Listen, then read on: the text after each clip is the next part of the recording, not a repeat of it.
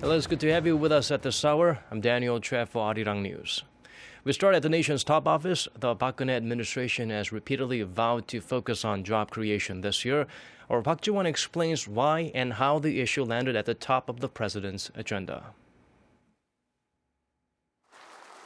Job creation will be a major focus for the government this year.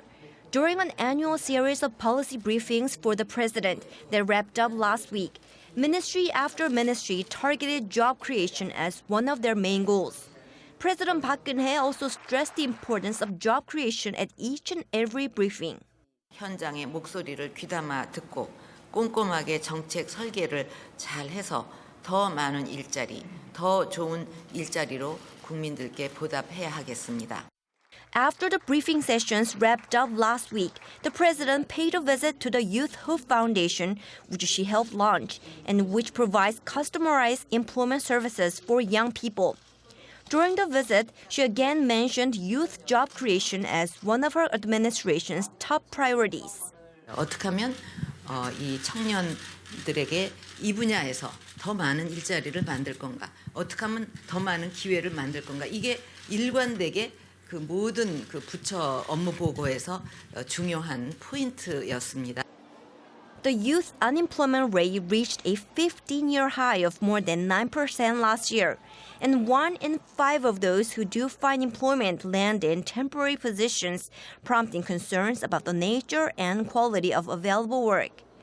Given that the government is seeking to make sure that the bulk of the newly created jobs are full-time, high-quality positions.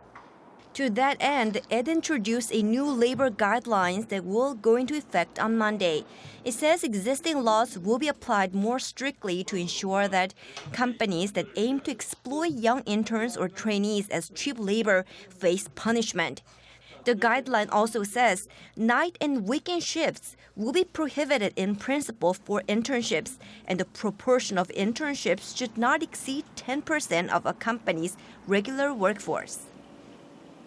Park Ji-won, Arirang News. Korea's prime minister has called for swift passage of pending counterterrorism legislation after a fake bomb was found over the weekend. At an emergency cabinet meeting on Sunday, Prime Minister Hwang Kyo-won stressed that prevention is the best measure against terrorism and called for passage of a bill that's been pending for over a decade. He said the number of terror threats has increased from 30 to 50 a year since the year 2010 and pointed out that more than 50 foreigners have been deported for ties to terrorist groups during the same period. The meeting was called the day after a box thought to contain explosives was found at Incheon International Airport on Saturday. No explosives were found, just 2 butane canisters and a bottle of water, among other sundry items. The National Assembly Speaker will meet with the leaders of Korea's 2 main rival parties on Monday to discuss 2 bills they agreed to vote on and then didn't. Chung Eui-hwa is likely to discuss a proposal to use his authority to bring the bills up for a vote, which he has rejected, but the ruling party favors. One bill is aimed at invigorating business activities by easing regulations. The other bill calls for efforts to improve North Korea's human rights situation by setting up a dedicated investigation center. The North Korea bill's passage seems unlikely, as similar bills have been scrapped in recent years, with opponents saying it could strain inter-Korean ties.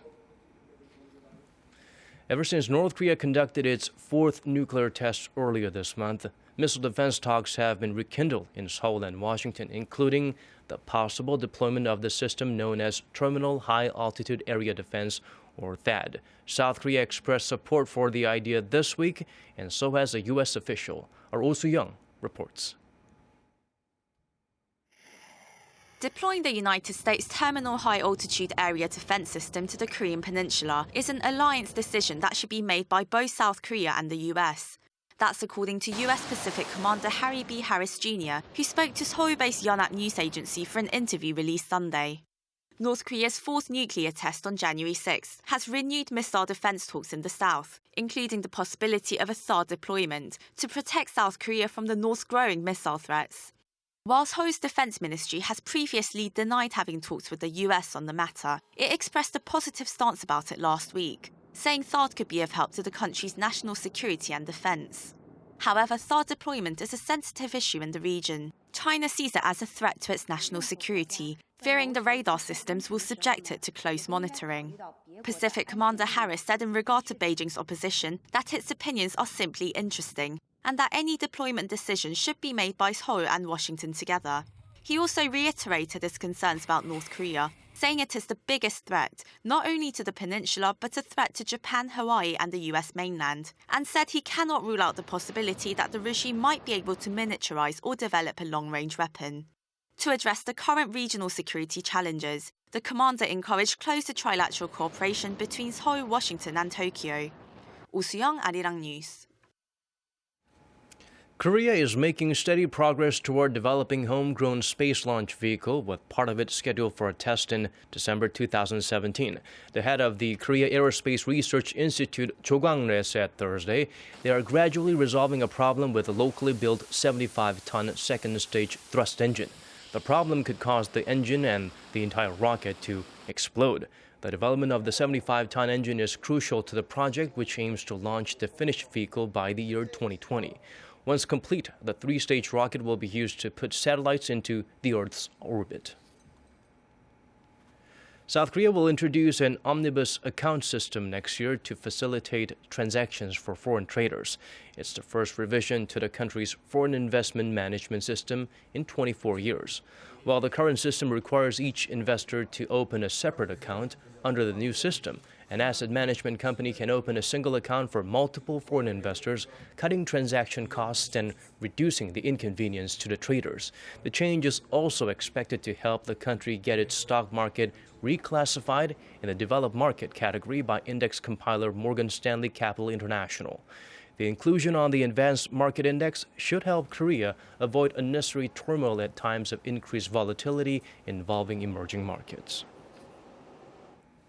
Korea has identified virtual reality, ScreenX, and other technologies that integrate cultural content and ICT as new growth engines for the countries. At an ICT policy conference on Saturday, Korea's Science Ministry officials and experts agreed that nurturing these technologies while encouraging closer collaboration between ICT and cultural content companies will lead to the creation of new businesses. It's all part of the government's so-called digital content flagship project, which has a budget of around $150 million for the next 3 years. ScreenX displays films on 3 screens and is seen as the next step in cinematic evolution. Computer-simulated reality allows users to see, hear, and feel a totally different world, and the market value of the sector is expected to grow 30 times to more than $30 billion by 2020.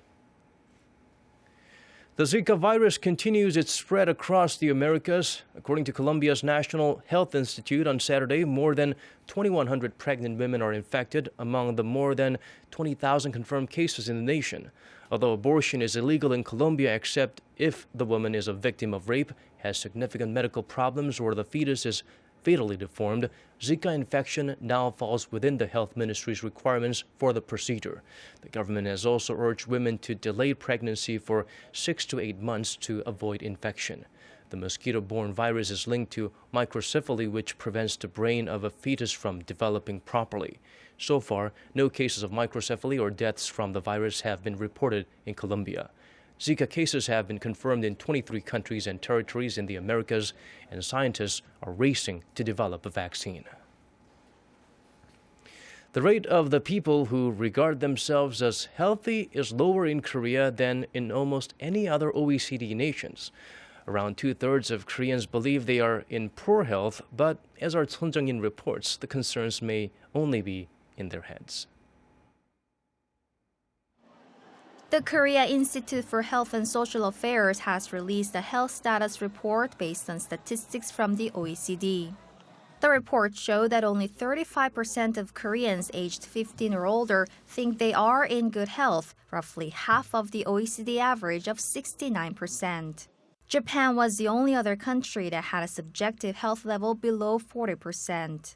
People in New Zealand, the United States, and Canada reported their health more positively than any other countries. So is it really the case that Koreans are less healthy? Well, as pessimistic as they may be, Koreans' life expectancy is actually higher than the OECD average by more than 1 year at 81.8 years. The report explained that the stark contrast between self-rated health status and objectively measured health indicators could be in part attributed to socio-cultural factors and to Korea's appearance-oriented culture, which is in line with findings from other studies. In a comparison of self-rated and objectively measured weight level, 77% of people who consider themselves overweight were actually classified as overweight. The rate was lower in women than in men. The report calls for government efforts to better inform the public regarding their health status so that people can understand and improve their health in an appropriate manner. 손정인, Arirang News. And now the weather. Koreans should be getting used to sub-zero temperatures by now, but for those of you who are still adjusting, good luck on Monday morning, especially if you're in Paju or Cheolwon. People in those two cities can expect morning lows of minus 13 and 14 degrees Celsius respectively. The capital of Seoul will start the day at a relatively bearable 9 below zero and then rise to minus 2 later on. Daejeon and Cheongju will start at minus 7, then get up to 0. By midweek, the mercury will continue to rise above zero in most parts of the country. And a final note for Busan residents, you might want to pack a mask as fine dust levels will be high down south. That's Korea for you. Let's check out the weather conditions outside of the nation, around the world.